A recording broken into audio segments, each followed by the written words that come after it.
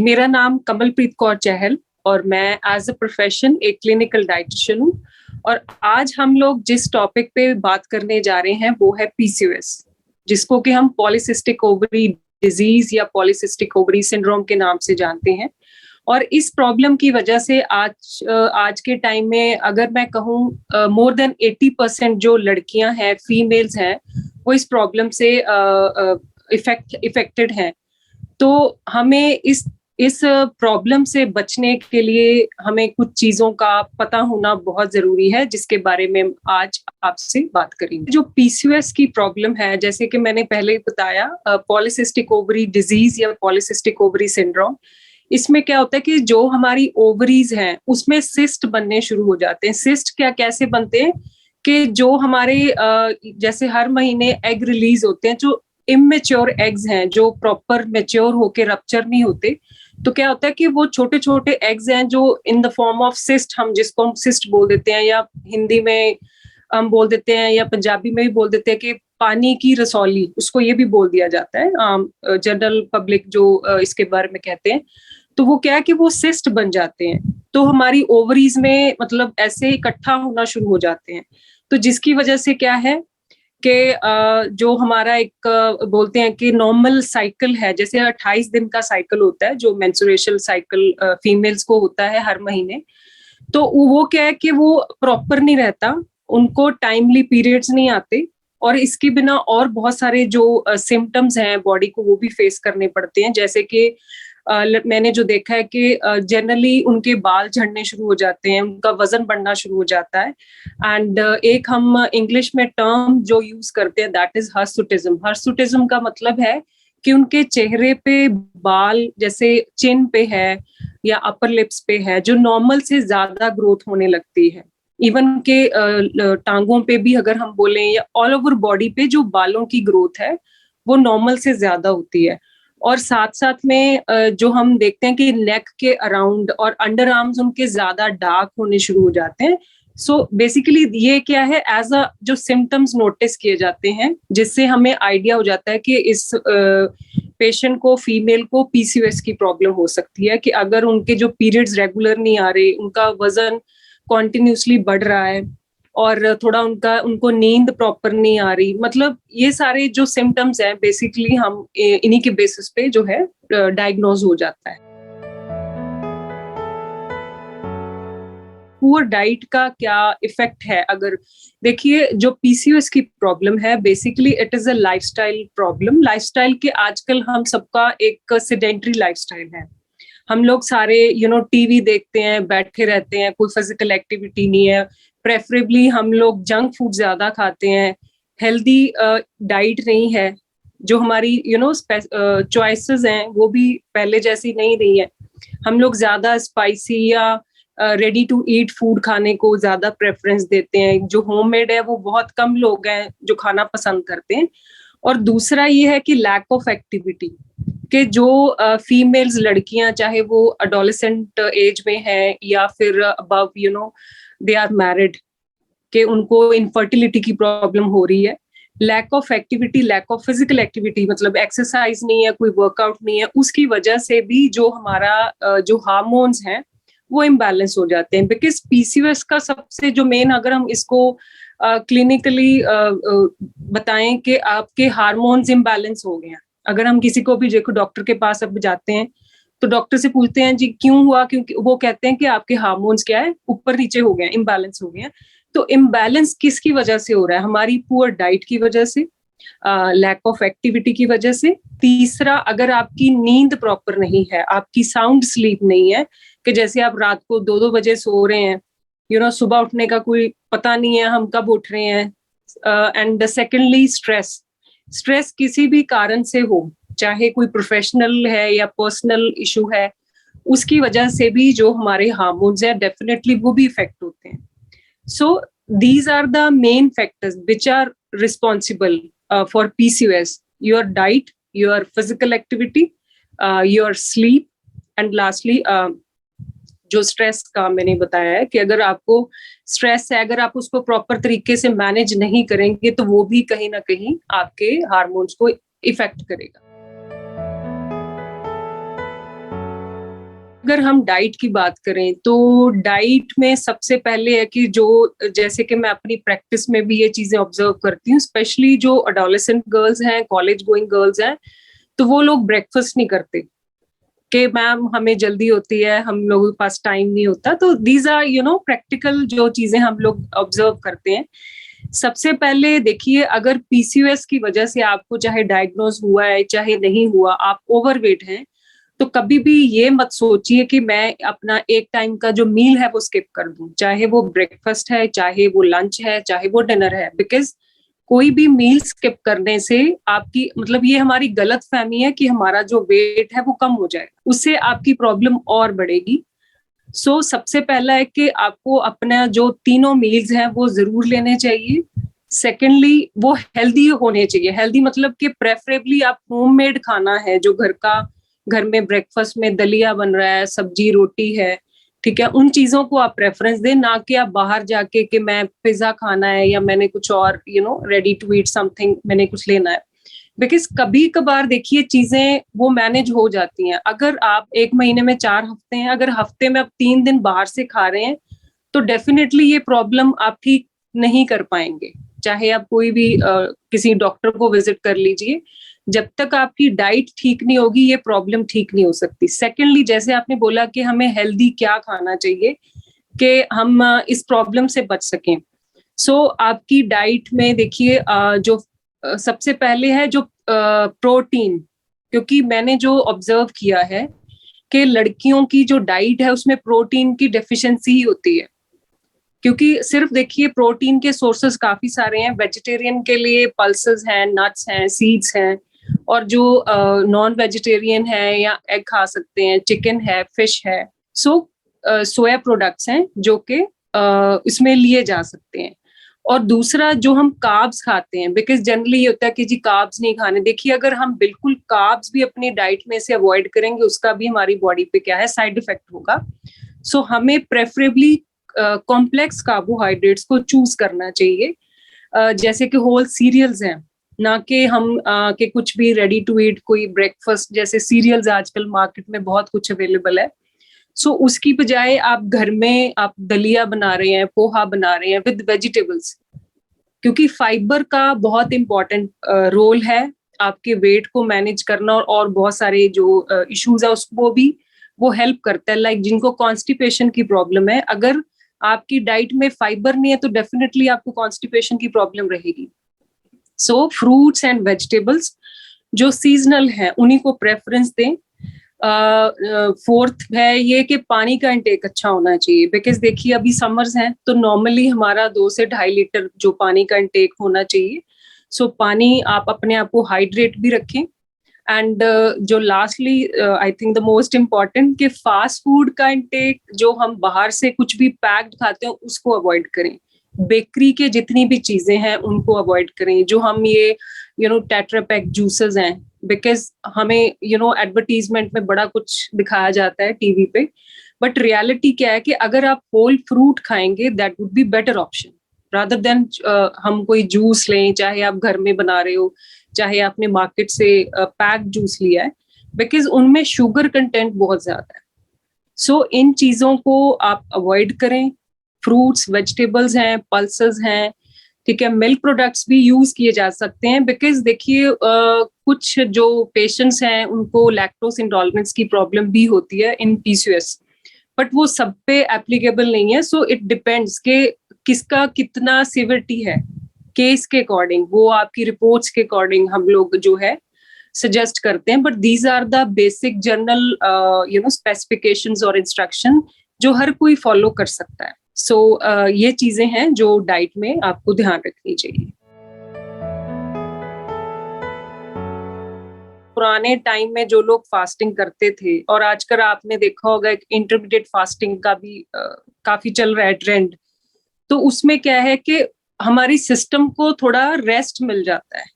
Fasting का ये होता है कि आपके सिस्टम को रेस्ट मिल जाता है कुछ टाइम के लिए, अदरवाइज क्या है वो पूरा दिन आपका जो सिस्टम है वो काम कर रहा है।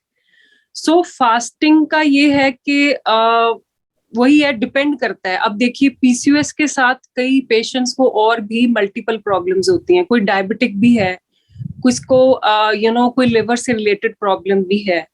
अगर देखिए कोई पेशेंट डायबिटिक है और साथ में उसको पीसीओएस है, तो उसके लिए फास्टिंग है जो बिल्कुल अच्छी नहीं है। It depends.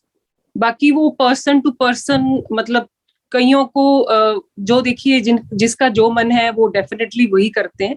बट ये है कि अगर हम फास्टिंग करते हैं, मेरे हिसाब से वो एक दिन थोड़ा सा हमारी बॉडी के लिए बेटर है, उसको थोड़ा रेस्ट मिल जाता है।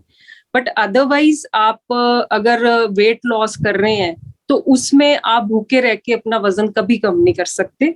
उसके लिए जरूरी है कि आपने टाइम टू टाइम हेल्दी जो ऑप्शन है वो चूज करनी है, एंड एट शॉर्ट इंटरवल कि हर 3 से 4 घंटे के बाद में आपकी जो डाइट है उसमें कोई ना कोई हेल्दियर फ्रूट्स हैं, नट्स हैं, वो चीजें आप डेली बेसिस पे ऐड कर सकते हैं। स्पेसिफाइड डाइट नहीं है, because every person has their own BMI weight. हर किसी का वेट डिफरेंट है, हाइट डिफरेंट है, तो हर चीजें हर किसी पे एप्लीकेबल नहीं हो सकती, जो मतलब मेरा जो पर्सनल व्यू है इस पे। बिकॉज हमें हर पर्सन का, हम उनका पहले 24 आवर डाइटरी रिकॉल देखते हैं, उनका उनकी वर्किंग कंडीशंस क्या है, आधे स्टूडेंट आधे वर्किंग, बिकॉज वो चेंज होगा, ठीक है, उसको हमें मॉडिफाई करना पड़ता है पर्सन टू पर्सन। अब जो स्टूडेंट्स हैं वो चीजें, उनके पास टाइम है, वो काफी सारी चीजें कर सकते हैं। अब जो पर्सन वर्किंग है, 9 to 5 जॉब है, उसके लिए हमें उसके अकॉर्डिंग जो है सूटेबल चीजें या उनके अकॉर्डिंग हमें वो ऑप्शंस देनी पड़ती हैं। सो देखिए, हेल्दियर डाइट का मतलब मेरे हिसाब से हम इसको अगर बोलें balance diet, it should be a balance diet. Balance diet में कि जितने भी न्यूट्रिएंट्स हमारी बॉडी के लिए जरूरी है, whether it is carbs, protein, fat, fibre, तो वो होने चाहिए। अब कईयों में देखिए, कुछ मैंने ऐसे भी केसेस देखे हैं कि जी हम फ्रूट्स नहीं खाते बिकॉज हमें अच्छे नहीं लगते, तो उनकी डाइट में क्या है, जंक फूड या फास्ट फूड का इंटेक बहुत ज्यादा होता है।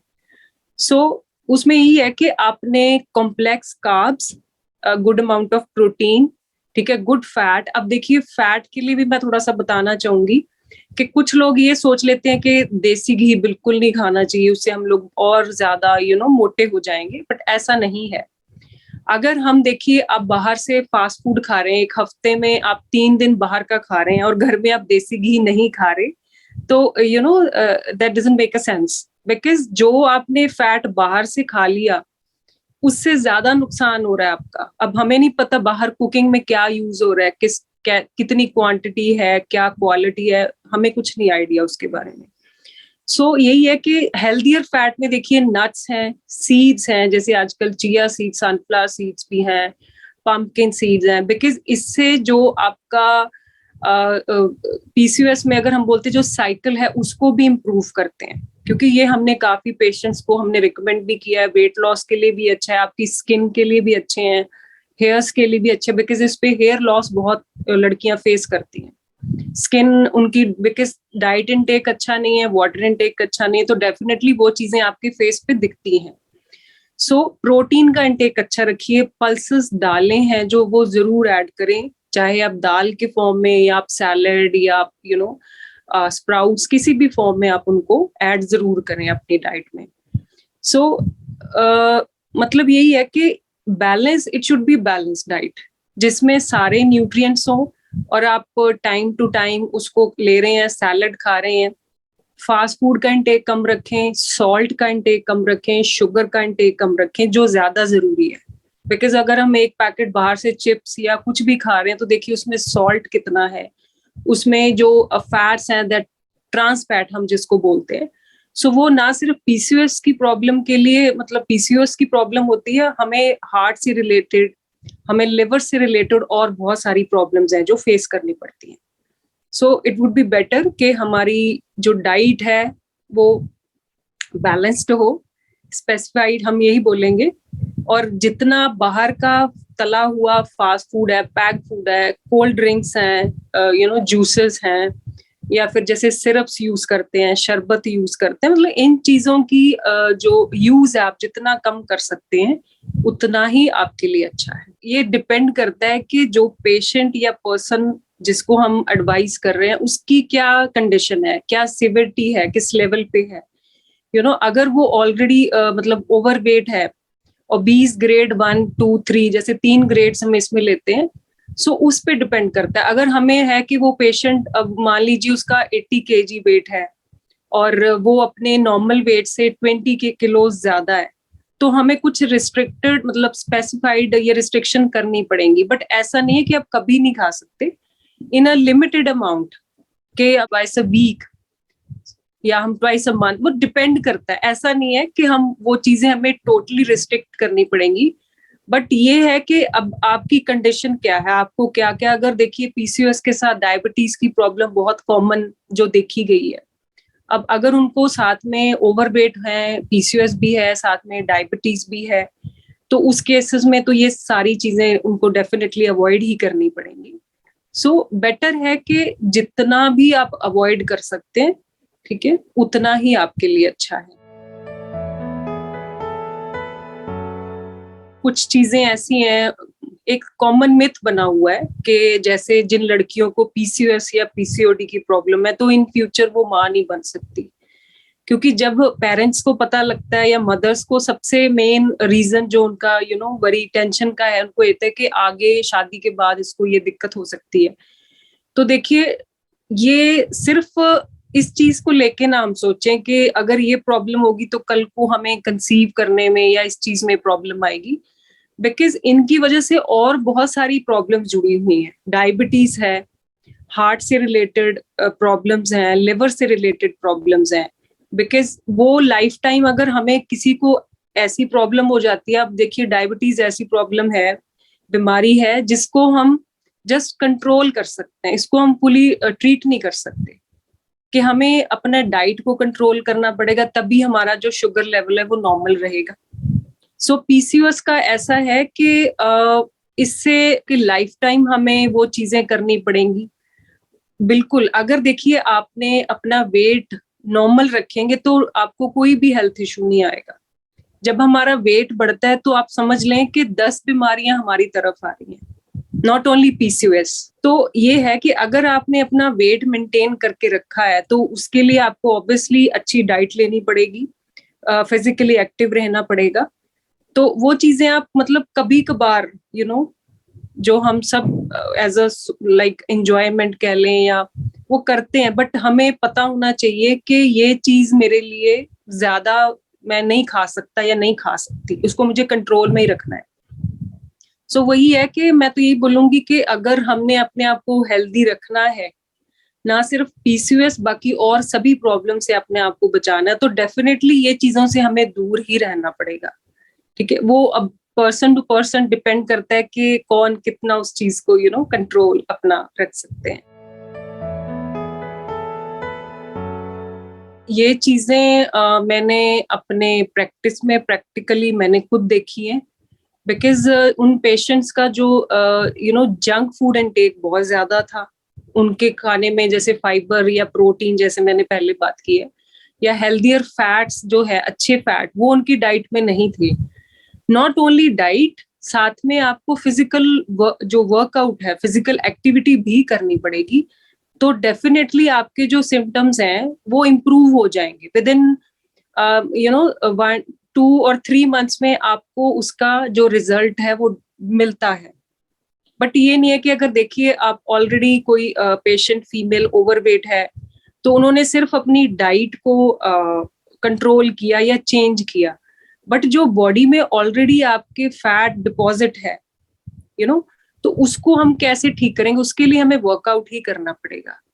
बिकॉज देखिए, जैसे मैंने एक और चीज इसमें मैं ऐड करना चाहूंगी, स्ट्रेस मैनेजमेंट के बारे में मैंने बोला था।